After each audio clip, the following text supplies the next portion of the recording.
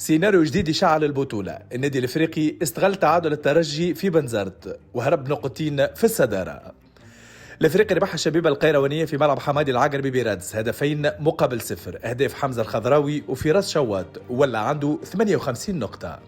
في المقابل الترجي اكتفى بتعادل 1-1 ضد سيابي في ملعب 15 اكتوبر في بنزرت، مع هدف ملغى في اخر الثواني بعد العودة الى تقنية الفار، وهكا يولي بعيد زوز نقاط على الصدارة.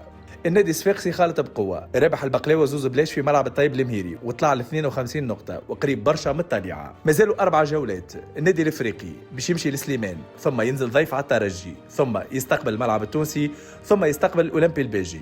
الترجي برنامجه كلاسيكو نار ضد CSS، ثم يمشي لشبيبة العمران، من بعد يستقبل الافريقي في الدربي، ومن بعد يمشي لبنقردان.